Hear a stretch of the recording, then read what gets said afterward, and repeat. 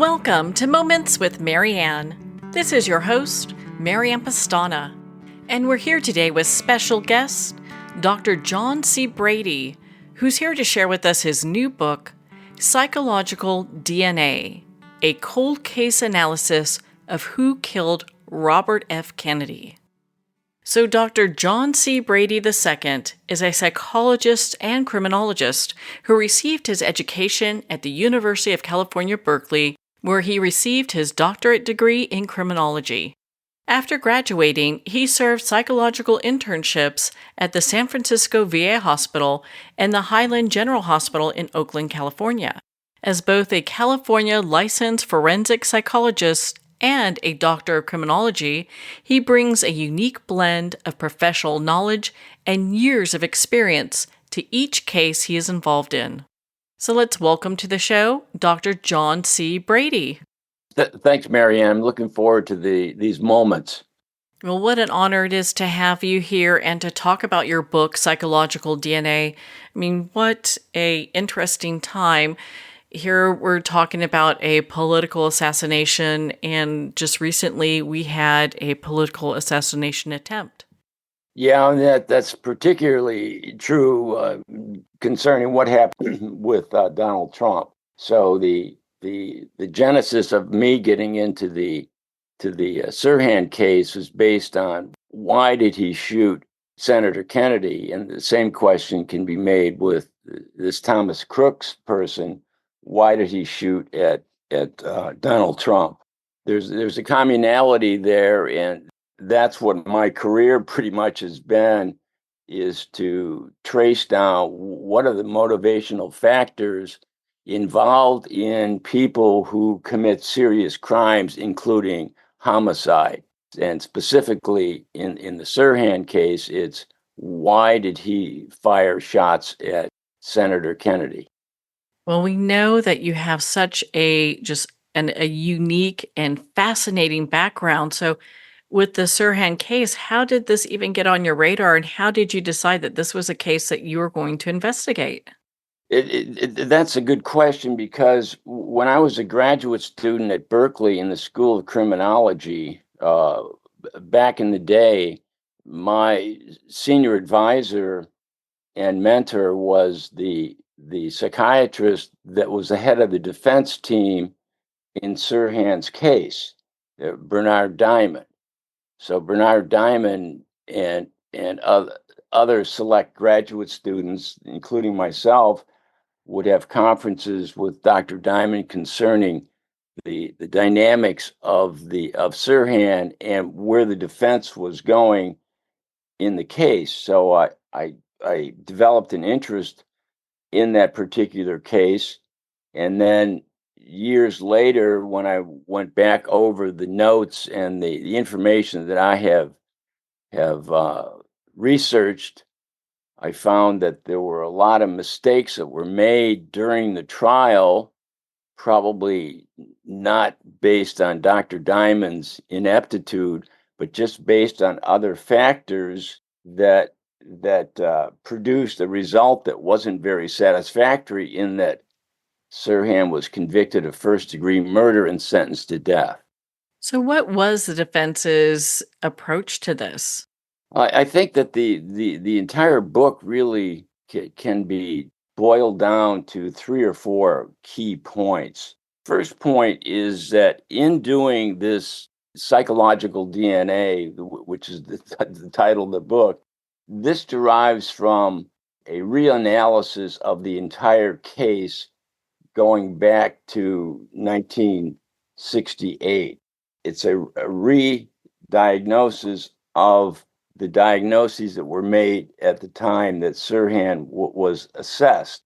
During that time, there were critical mistakes made which worked against Sirhan getting a fair trial. For example, just the transcript of the trials is 6,000 pages.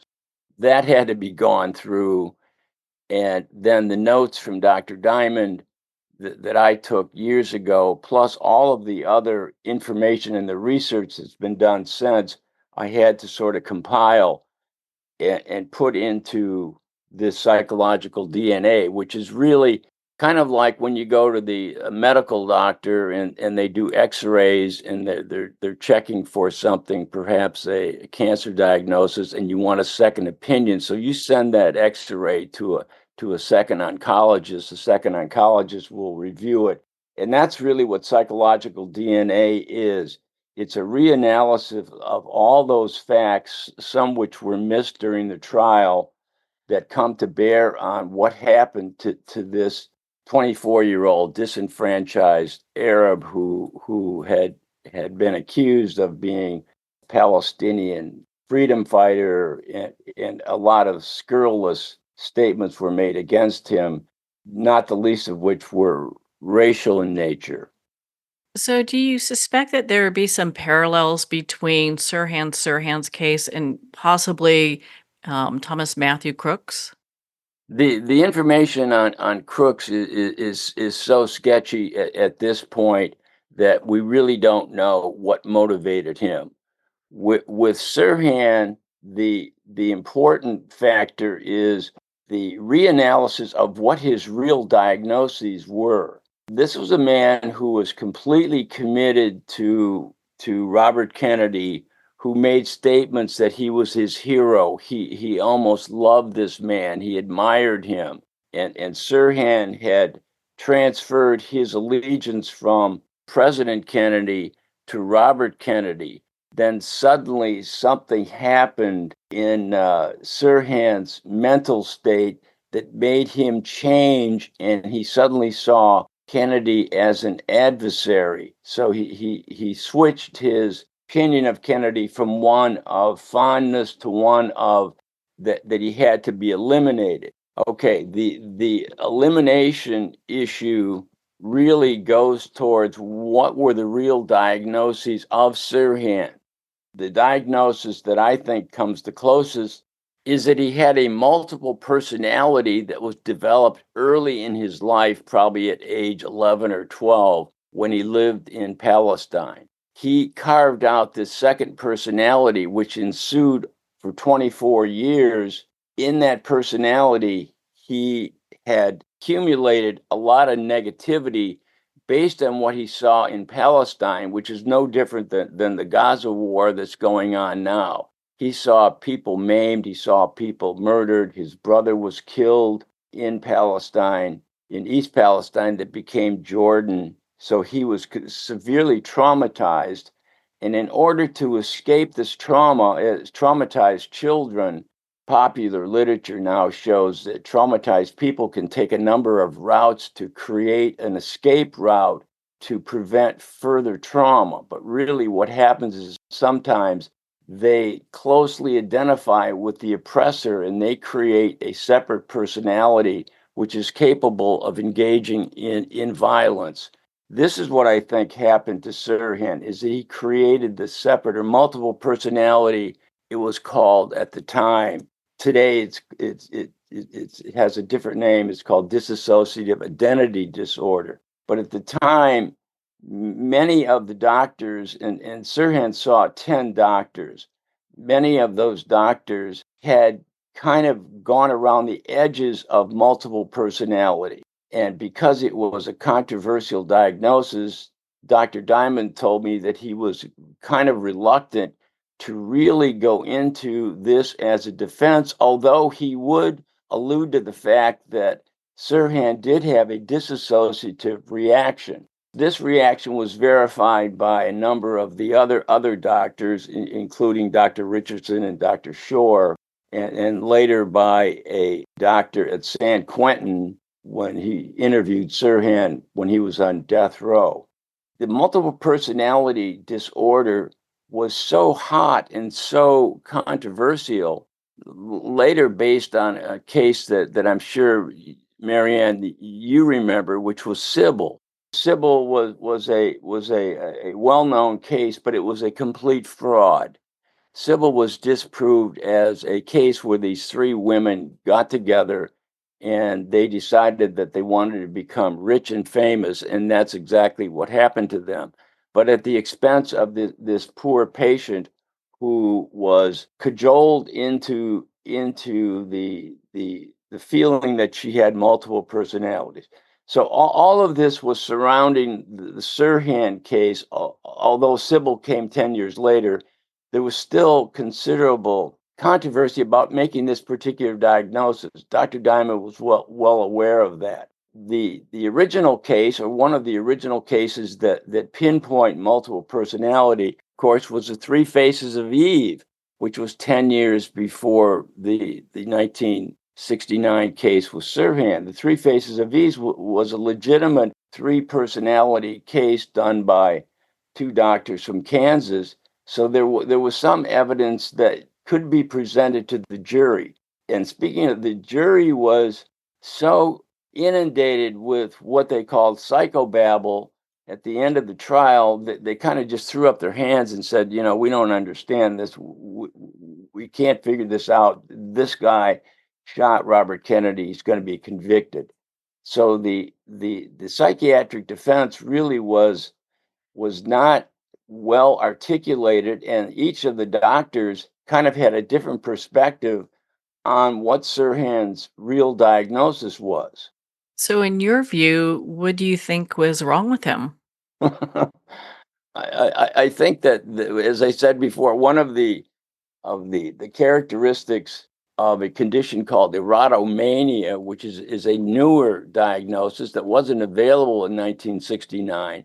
Erotomania is as I described before, it's the initial connection to a person or to people in a almost a love situation where suddenly something happens in that relationship and then they turn negative.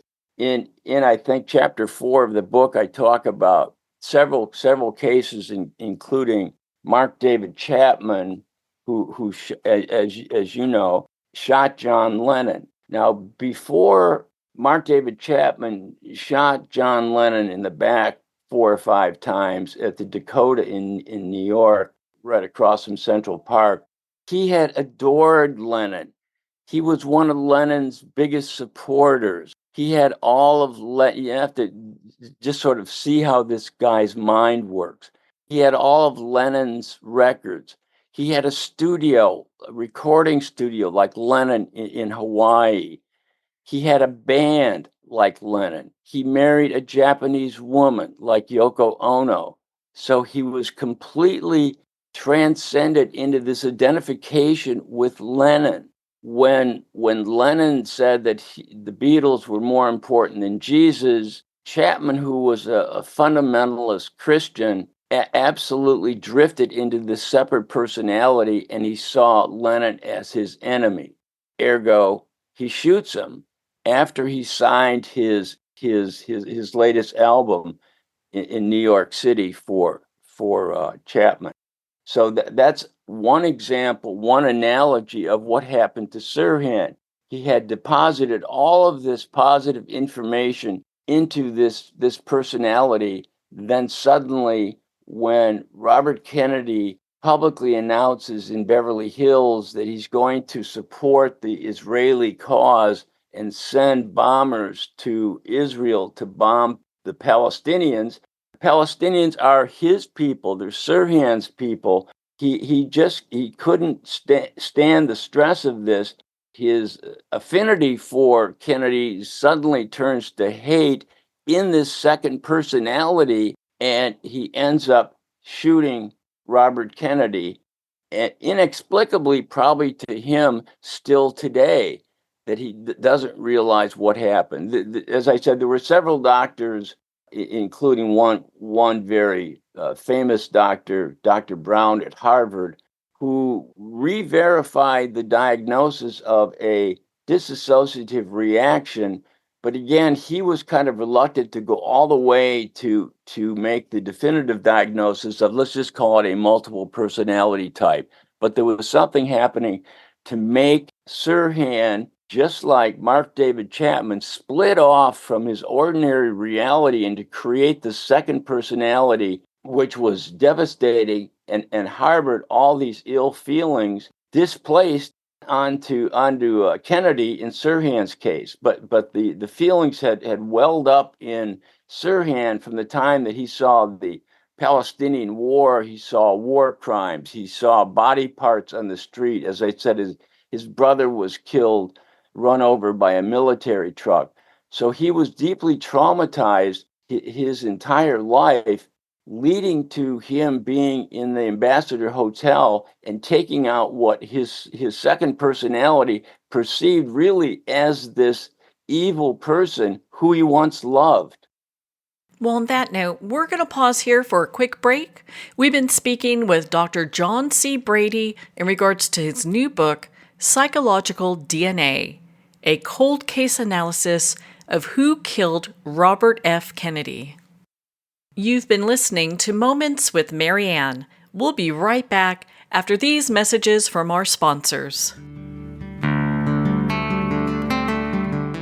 Are you an author, speaker, or expert who is looking for more publicity? Visit radioguestlist.com and sign up for free interview requests from shows looking for guests. Radio Guest List is the #1 free booking resource for radio, podcasts, and TV talk shows who are looking for experts like you right now. Visit radioguestlist.com and sign up today to get the visibility you deserve.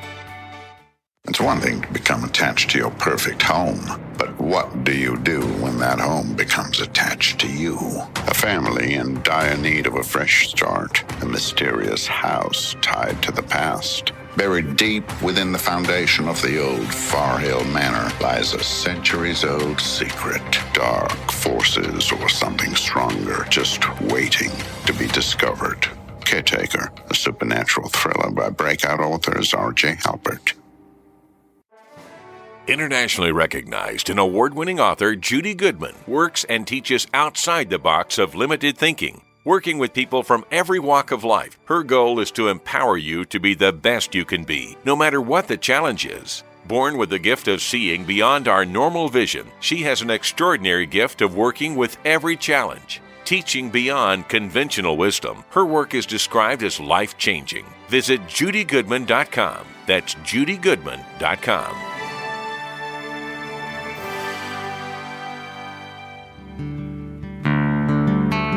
I'd like to thank Jason Eastwood at Guitarfulness for sharing his inspiring music and talent with us. His music is known worldwide for cultivating atmospheres of harmony, inner peace, and clarity. Visit Jason's website at guitarfulness.com. Join his newsletter, be part of his community, and download his music. Welcome back to Moments with Mary Ann. We're here today with special guest, Dr. John C. Brady, in regards to his new book, Psychological DNA, a cold case analysis of who killed Robert F. Kennedy. Earlier you mentioned that you had gone over the case and made a reassessment. What do you feel about his case now?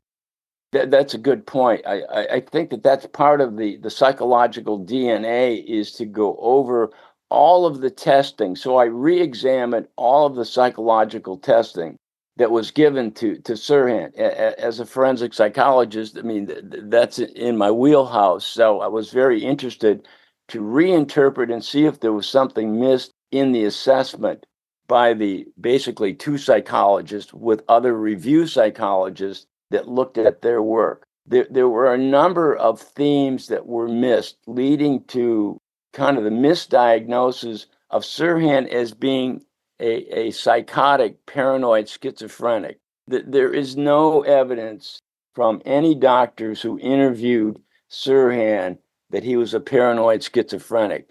Maybe paranoid a little bit based on suspiciousness that Kennedy was going to maybe kill his people, but there was no overt signs of a psychotic condition working. The psychotic paranoid schizophrenic diagnosis was a safe diagnosis, terribly misused during the 1960s.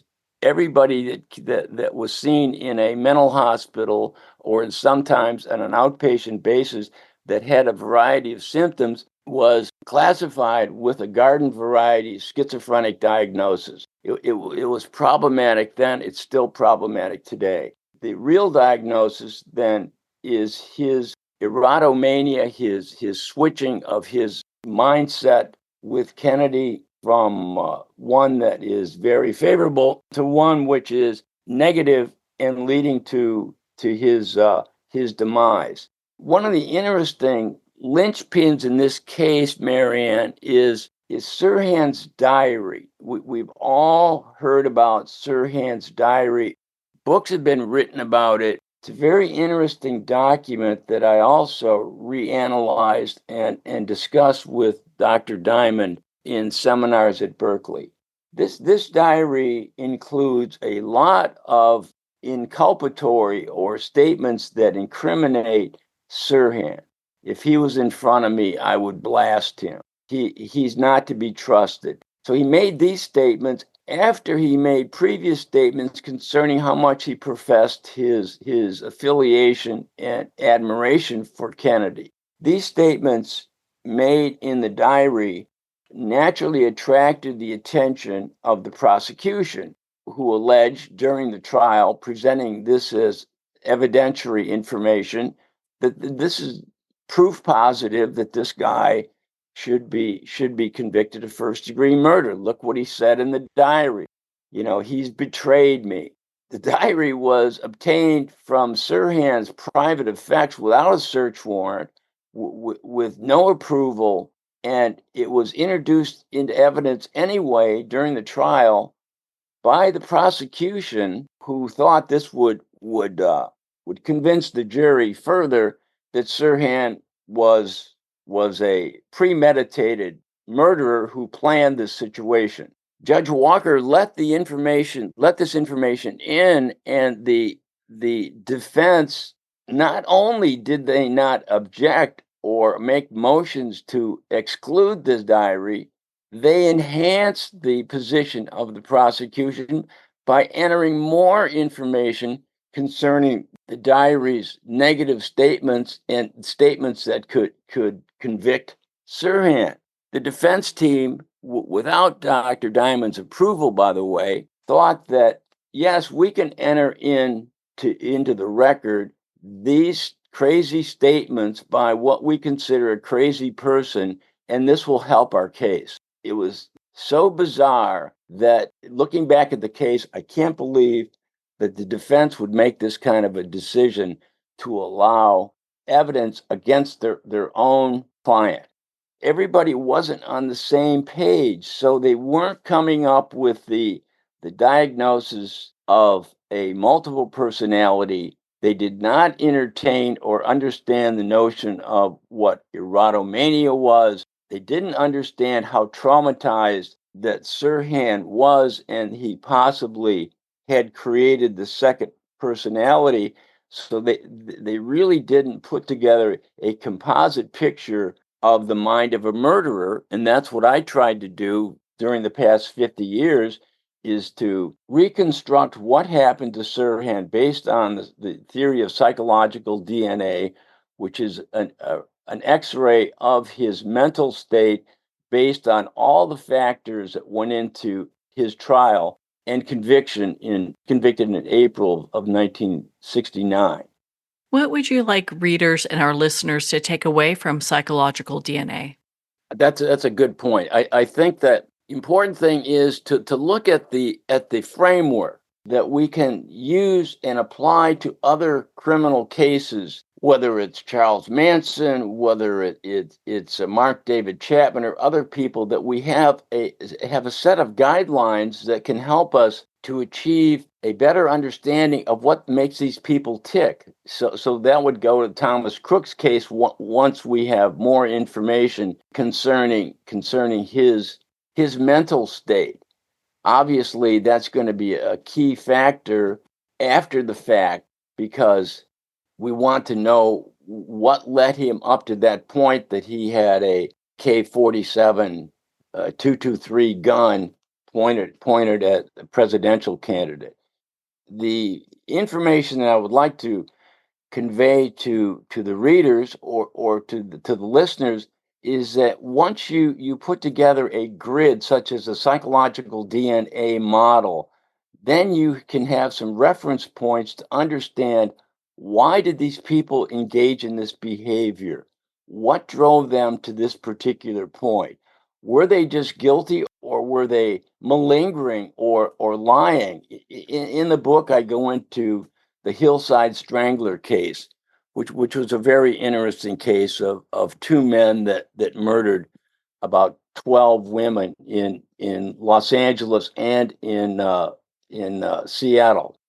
One of them tried to use a multiple personality defense, which was his invention of a second personality. So it's important to be able to discern between those patients who have a legitimate disorder, like Sirhan did, and those people who malinger or try to create a personality type that will relieve them of culpability, such as the Hillside Strangler case. Well, Dr. Brady, I mean, your work is so fascinating. Where can our readers and listeners connect with you and learn more, not just about this book, Psychological DNA, but all of your other books as well? Oh, that's great. Marion, they can go to John C. Brady, PhD. That's my website, and my books are there. And they could buy the book at all the booksellers, Barnes and Noble, Thrift Books, Walmart, and then particularly with the publisher, which is Trine, Trine, Day, Day, one word, or Amazon. So, and I want to thank you for the opportunity to get some of this information out concerning still a very complex and controversial case, even 50 years after Sirhan has been sitting in a state prison. Well, thank you, Dr. Brady. It has been such an honor to spend this time with you and to talk about your new book, Psychological DNA. If you'd like to connect with Dr. Brady, you can at his website, johncbrady.com, for more information on this book and all of his other books. Well, we're at the end of our time today. I'd like to thank everyone for tuning in. You've been listening to Moments with Mary Ann, where we make every moment count.